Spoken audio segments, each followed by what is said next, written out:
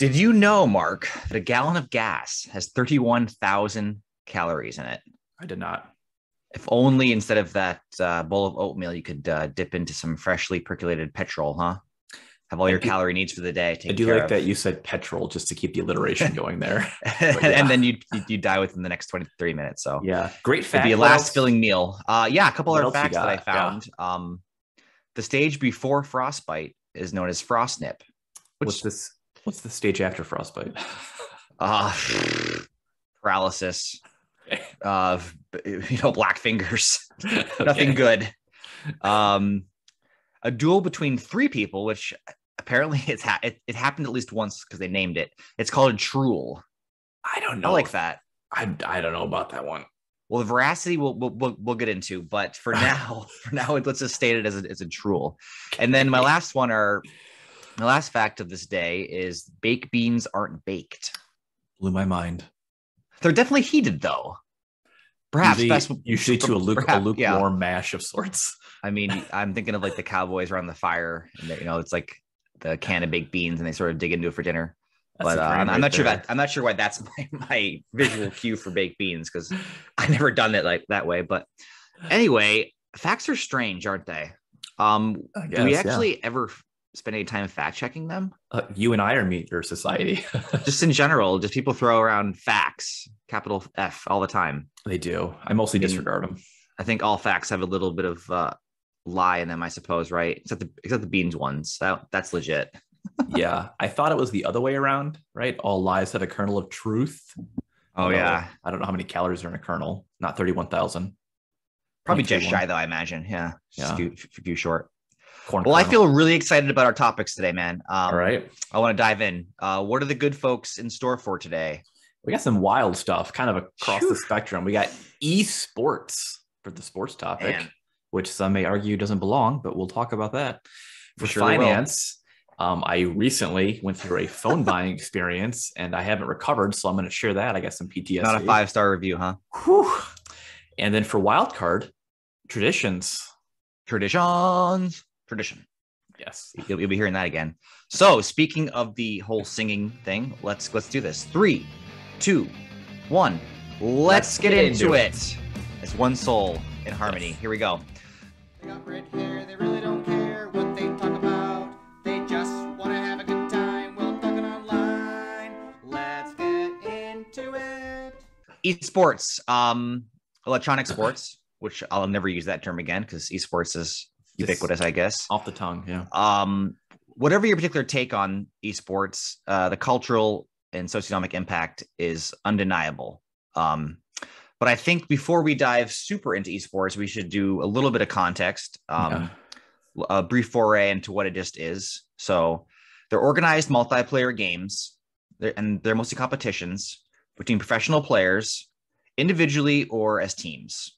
So basically, Organized multiplayer video game competitions. There are sponsors. There's fancy money, shirts, substantial money. there's nice headphones, the Yes. whole bit, lights, action, camera. Yes. And obviously, most of the time we're talking about team-based multiplayer games. There are obviously individual ones we'll talk about briefly, but so that's kind of what esports is. It's been around for many, many, many years, but until really the late 2010s, you didn't have game developers. And basically at that point in time, game developers were actually putting money and funneling funds for tournaments and, basically pumping this up. Previous to that, it happened naturally, entity. organically, Yes. right? People would get together, they play Mario Kart, they have Yeah. a trophy, a winner. But it wasn't an organized competition, right? I mean, nowadays you have universities with esports teams. Which is legitimizing, I would say, maybe. Yeah, I think people still scoff at it, but like I said before at the opening, Certainly. Yeah. whether you scoff at it or not, It exists. It's here to stay. It exists. It Yeah. is more than your opinion, so to speak. So are all games eligible to be esports? At some level, I guess. The most common ones though are your MOBA. Mm-hmm. It's a really cool word, not boba tea, but MOBA. Your multiplayer online battle arenas. Your FPS is your first person shooters. Those are wildly popular, have been for some time. Your fighting games, your Street Fighter, your Super Smash Brothers to a degree. That's a little bit different in terms of the amount of players playing. And then like Mortal Kombat, RTS, real-time strategy games. And obviously within these genres, you have League of Legends, Dota, Counter-Strike, Overwatch, Street Fighter, Super Smash Brothers, and StarCraft, among many others. You didn't mention in your notes you have card games too. So games like Hearthstone. Oh, I did mention. Okay, yeah, I apologize. Card games. Yeah. So out of all those, Ian, how many of them have you actually played yourself? Honestly, not a ton. For whatever reason, the games I mostly played are not ones that lend themselves much to the whole esports thing. I've done a little bit of Overwatch, Street Fighter, Super Smash Brothers. I probably played StarCraft twice. Yeah. So, and so many of those have so many sequels and iterations. Yeah. Other than Valorant, which I actually hadn't heard of till these notes, I think I've played them all. Dabbled at one point or another. Yeah. Not like legitimately professionally. Some of those like didn't have a Street sponsor Fighter jersey. Or Overwatch. Yeah. No, I think I played coaching, the demo for fun. StarCraft, I've done I think all the solo campaigns for those games, at least the older ones, probably not recently. That's an old one for sure. I had a friend who's really good at games. He was really good at Counter-Strike, probably still is. And so I would try and play that with him. And I was just complete trash at it. I worked as hard as I could to try and like achieve a 1.0 KD ratio, kill death ratio, which basically means that's the golden ratio, become right? an asset as opposed to a liability for your team. You're not just a pillow to get shot. You're basically able to do damage. Like base level competence. And I'm not there. Well, I know at least one other person, maybe a pod fan, who at some point in time was very transfixed on the KD ratio as well. So it's been a battle for a lot of people. One game I played quite a bit was Halo, and I didn't see that in my initial notes. I don't know if I'm sure Halo is competitively played, but I don't think it's as maybe there's probably some component to it that doesn't lend itself. Certain games are being very balanced. Yeah, I mean the game has to be super balanced, has to be super vetted, has to be built for the arena, so to speak. So basically, so the 2010s happen. The increasing availability of online streaming, particularly YouTube and Twitch, revolutionized how people accessed and saw definitely Twitch esport players playing. So that just was central, a funneling effect. The growth and promotion of tournaments kind of played upon that. But that's like a segment of society. Yes, you still can't turn on the television per se. The general purpose watching it. Yeah. Right. So do you think it'll be more mainstream? Is it going to be on NBC at 6 o'clock in the evening? Yeah, I think if you ask me that question, I think my answer is yes. I don't know when. I'm sure it's on ESPN, like the Ocho, right? The Ocho at some point. I mean, drone racing's on, which is a different conversation. Actually has more parallels than I would have. I just thinking about it now just dropped in real time. But give me some numbers. I think it'll be on NBC primetime. What's the audience? What are the dollars here? What's going on? The dollars are many, my friend. So esports audience size has grown year over year. In 2019, so a few years ago, there were close to 200 million esport enthusiasts. Whatever that means. Maybe we're among those two. I don't know. I mean, are we enthusiasts? We're close. We're not anti-enthusiasts. No, maybe we're enthusiasts. I think we like to see anything succeed, Ian. We're proponents of anything. So yes, we're pro growth. Yes. And in 2021, that number grew to 234 million. Was that organic growth or was that pandemic fueled growth? I think everything between those two years was pandemic fueled growth in some way or other, right? Sure. I mean, basically, but I guess so we'll see by 2024, we'll see. Although we're still obviously dealing with vestiges of this ongoing issue. Let's just pretend we're not. Yeah. But for revenues, so we have enthusiasts, we have the gamers themselves, but the money, where's the money? Money. Yeah. So 2020 revenues were predicted to be 1.1 billion. The big number. So it's a 10-figure threshold. 10 figures is not small. What that means though, relative to like the NFL, I feel like it pales in comparison. We don't have that handy. I don't know if the revenues are from ticket sales, from streaming platforms, for people purchasing the games, for the merch. So it's really hard to pin down the numbers. Well, the numbers vary widely, but I will say when you're into the billions, it almost doesn't sort of matter what constitutes that, because billions. You've moved beyond needing official recognition from the average American at that point. Speaking of official recognition, here's the question, right? The overarching question hit us. A sport? Yes. So this is basically whenever you talk to anybody in the street, at some point they'll get into this debate. It's a good street debate, obviously. Yeah. So all right, so let's break it down. Go to the dictionary. Esports require careful planning, precise timing, okay, and skillful execution, right? Can't deny that. What they don't have going for them is on the other side of the equation, the sort of physical fitness and the physical training. That's why some have used this really unattractive term known as mind sport. I think it's complete garbage. I think either it's a sport or it's not a sport. I think I disagree with your statement there. I think it does require esports at a high level does take intense physical fitness. You're not sprinting in the same capacity, but your heart rate is elevated. It's very high stress, and you have to have very, very quick dexterity. It's called twitch, right? Quote unquote. That's very, I mean, at least for certain game types, FPSs and the RTSs and the MOBAs. Actually, I've competitive most of them. You're not playing a untimed chess match, if you will. Okay, so more parameters. There is physical training required. I know there's like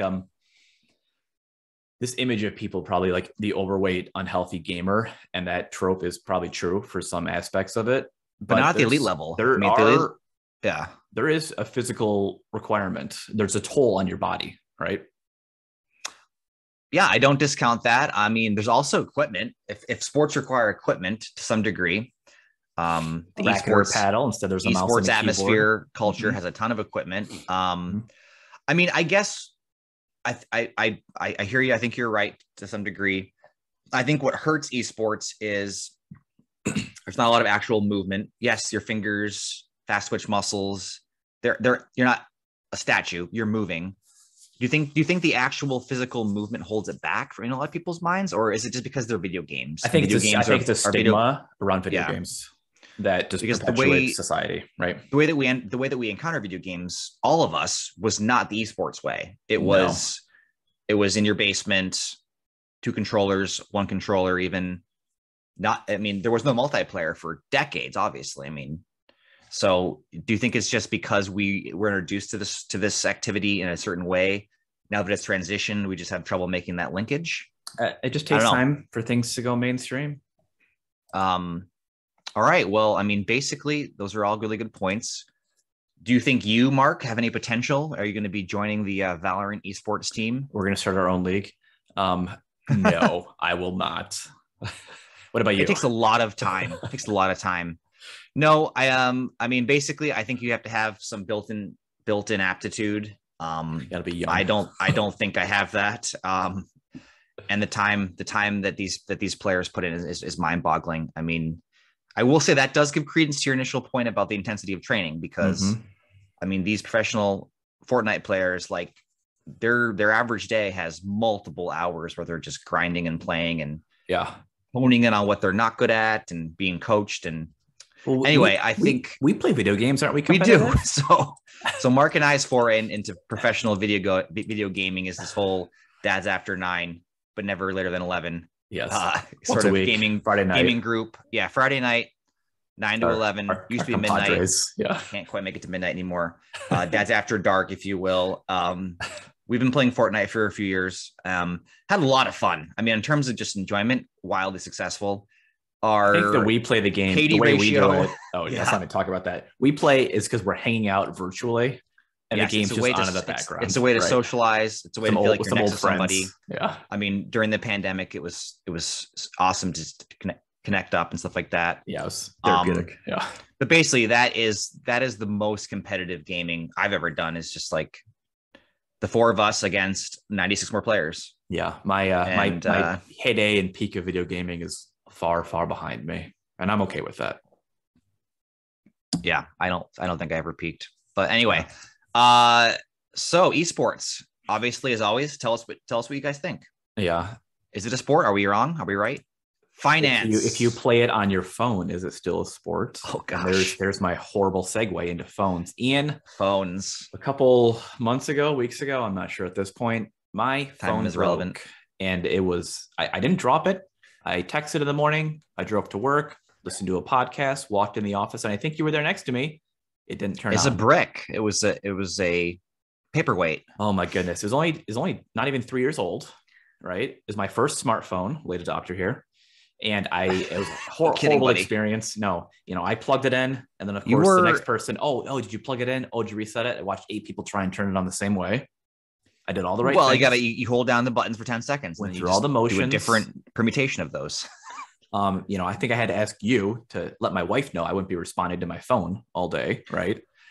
Right, which we'll talk about the fact that So I go to the I'm not going to name the carrier, right? We'll be it's not their fault, honestly, anyway. But go to the store and Verizon did not help me at all. They said I could get it repaired or upgrade. Well, I don't want to upgrade, so let's go see if I can repair it. You liked your phone. It was good. It was a good phone. You don't need the new one. Oh, well, if it's a battery, it's this many dollars. If it's the motherboard, it's this many dollars. If it's the screen, it's this many dollars, which all costs like 30 to 40% of the cost of a new phone. Right. Now, part of that is the repair, and I don't fault the business for having to make some money. I'm fine with that, right? I can buy the components myself online for half the price, but I don't know if it's going to fix it. I'd have to spend a week going back and forth, ordering the parts, trying them out, hoping they work.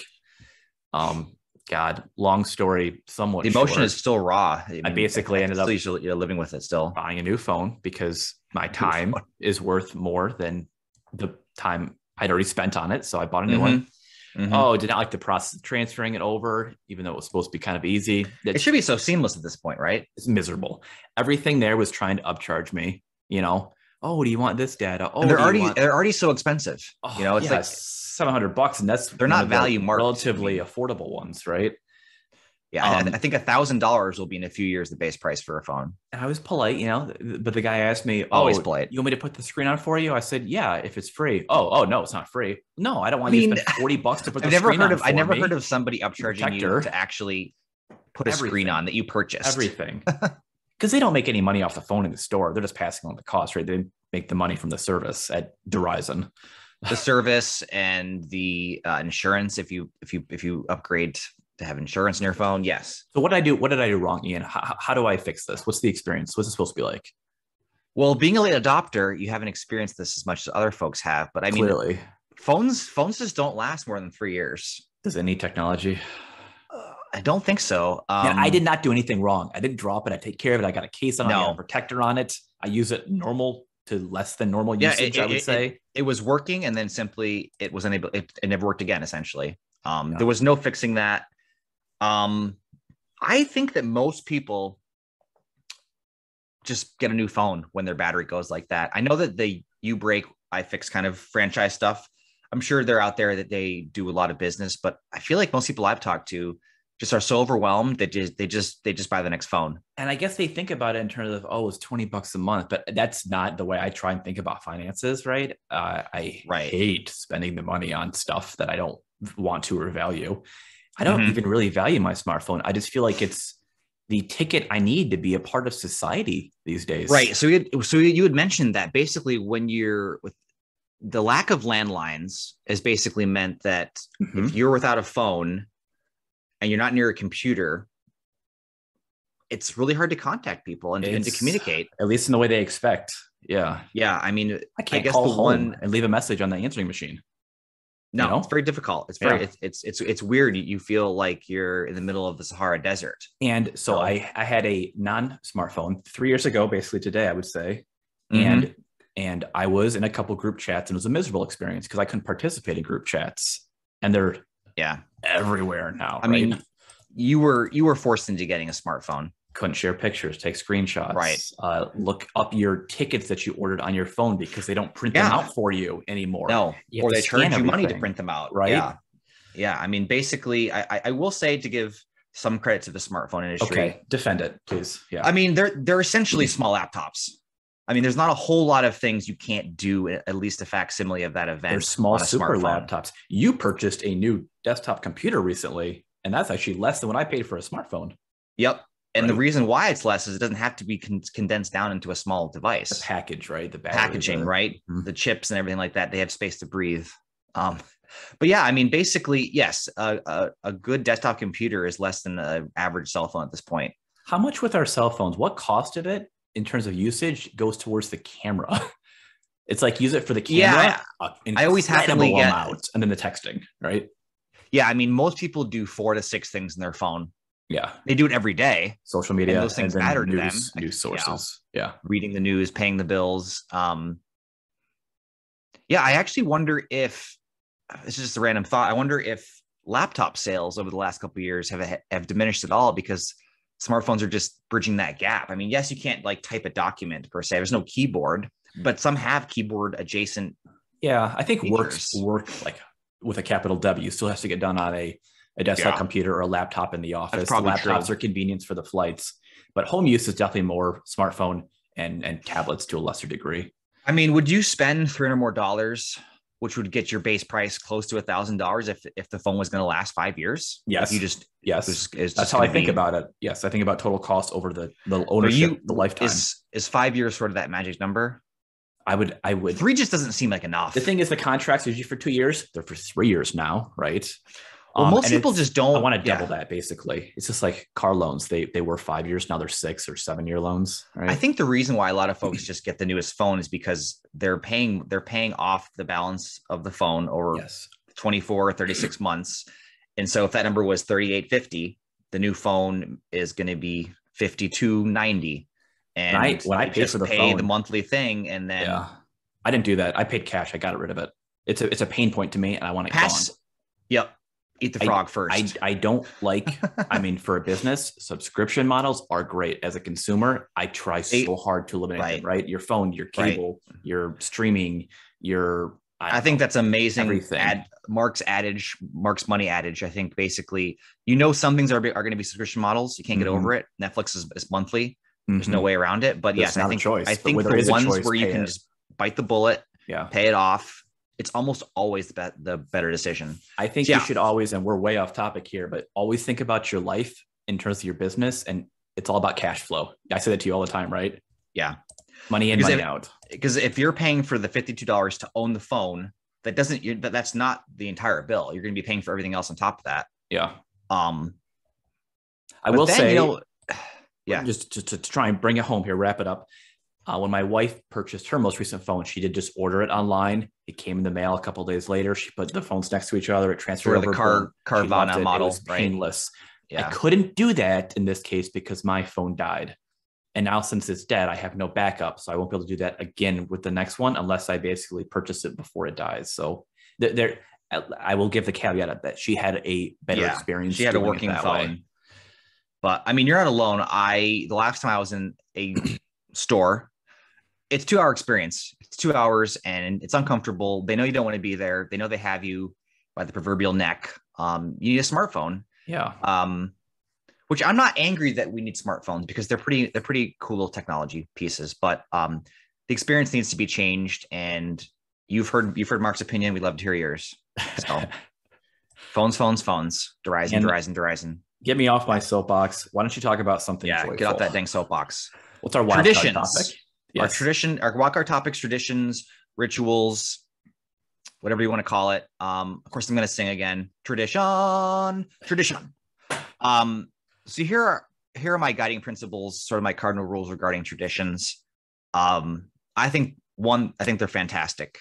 Okay. As Mark pointed out before we taped, I have a lot of traditions with myself and the family, but I don't want to get bogged down in them. Okay.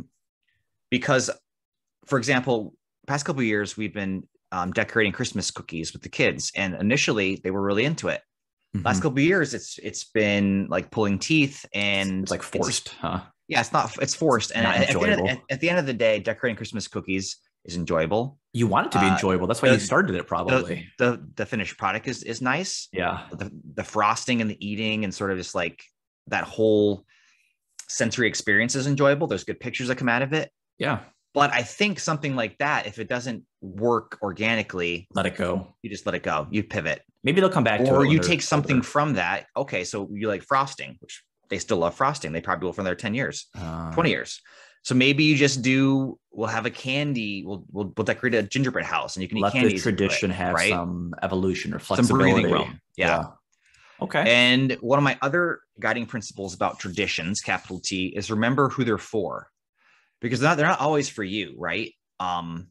when you might have a relative or a parent visit and they're really adamant going back to Christmas again because it's a tradition factory, so to speak. You might go visit some lights, right? Mm-hmm. And for your mother or father or uncle or cousin or nephew, that means a ton, and you don't mind doing it. Yeah, it's for them. So you do it for them. And always, my God, always take pictures. Take more than you'd think On your smartphone, right? On your smartphone, and 1 or 2 will be perfect. I guarantee you. Yeah. A couple more quick points. Pick a couple of first tier traditions, like 3 or 4 ones that are just like super meaningful. Lock those in, plan for them, and other small traditions will ebb and flow as you age and as you encounter different people in your lives. I can't even think of the traditions we used to do back in the day because life happened, they changed.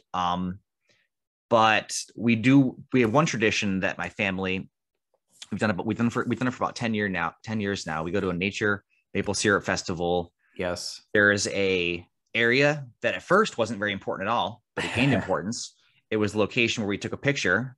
My boys and myself, we just basically did a traditional pose. Yes. And by the 5th year, you realize you have something, right? I have something of value. I put in the legwork at the beginning of it. Let's keep doing it.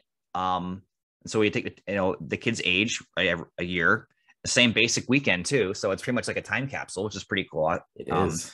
And it's really important to us. And does the actual Maple Syrup Festival mean as much as it used to?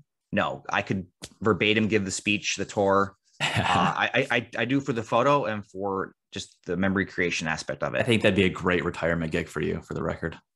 Maple Syrup Tour Guide. Maple Syrup Tour Guide. I almost want to do it like this year. Yeah. I missed the deadline. So basically, my adages are don't be afraid to let things go, evolve, and you'll be much happier. Mark, I'd love to hear about your tradition experience. I think traditions are a part of the human experience. Yes. You mentioned earlier they can be called rituals, perhaps habits. Habits are usually daily. Traditions are on a grander scale, right? Mm-hmm. And your examples are often associated with holidays, but like your maple syrup one, it's not necessarily, right? Spring, for example, for us, for Valentine's Day, which is or is not a holiday, I guess so, my wife and I get a heart-shaped pizza. It's small. We don't think about it the rest of the year, but something happens when February 14th rolls around and time to get our heart-shaped pizza. It doesn't taste good. It brings you happiness. It's overpriced. It's ugly, but it's kind of ugly. It's our tradition now. Took a beautiful round crust and just divot it, just dented it inside. We have Christmas traditions, getting the tree or by putting the lights up or things like that. Some of it is from my childhood and I want to carry it into my family. Other ones, we're making these new traditions. Do you think, here's a few questions. I'm going to throw them out there. You answer what you want, right? Hit me with them. How much do you think tradition plays a role in nostalgia and humans looking fondly at the past, right? Mm-hmm. Is it always tied to our childhood or like a new beginning, like when you start your new family? Mm-hmm. What do you think? I think it plays a large role in nostalgia. I mean, nostalgia is a weird concept because whenever you think about an event in the past, I always wonder to myself, how authentic is my memory towards the experience? How did it actually happen? Definitely filtered through a photo. Definitely filtered through a photo, through time. I think basically the way I look at tradition now is, like you said before, you have a tradition with your parents. And then when you segue into, having a family of your own, you carry a lot of those traditions. Yeah. You might start with some of those. And then between, time elapsing and different friend groups coming in and out of your life, they kind of evolve and change. But there's definitely some traditions that I try to carry over from when I was a kid to having to have my kids take part in it. I think it's an interesting way that humans mark each journey around the sun, right? It's weird the way we perceive time, like day to day, but then the seasons, like the smell in the air or the time of the day or the lights or what's going on in society, it triggers certain things. And by doing those events, those rituals associated with the seasons, the climate, the weather patterns, I don't know. I think there's something animalistic about it, or that goes back to our basic selves, like that. It just marks the passage of time for us, right? Right. Obviously, I think the advent of photographs has completely changed traditions. Before they were memory based, and now you have them on, the actual photo. And then I think it's interesting too, as we're talking about traditions, thinking about establishing traditions for you and your family. And then further down the line, what will my kids remember about Maple Syrup Festival? Yeah. Like what does that tradition mean to them? They obviously recognize it's tradition. Yeah. They know it's this weekend. They basically know that we're going to do the photo. They look forward to going. It's a fun time. But I mean, what if I ask them what it means to them? It's very different than what it means to myself. But I think if you ask them, there's still a core tenet. In 10 or 20 years, they might reflect on it differently. I think our memories will get more in sync in terms of what the totality of it means. Yeah. I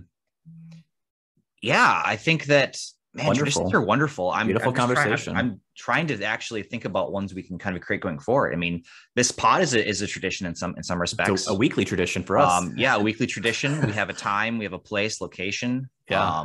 We don't even talk about it. We're just locked in. We have sort of a ritualistic way of preparing, carrying it through. It means a lot to us. Hope it means a lot to you guys.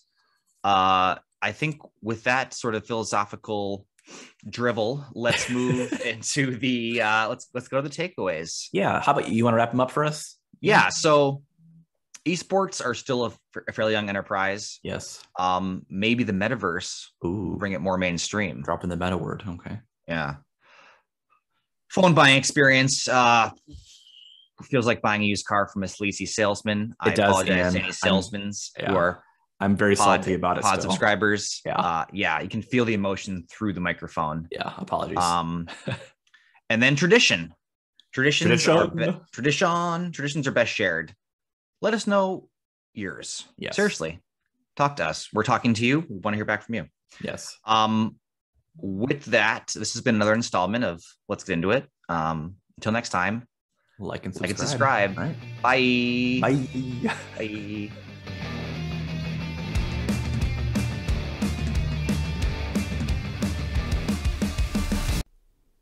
This podcast is for entertainment purposes only. The content in this podcast is not intended to be a research report, financial, or life advice, and does not constitute an endorsement of any product, service, individual, or organization.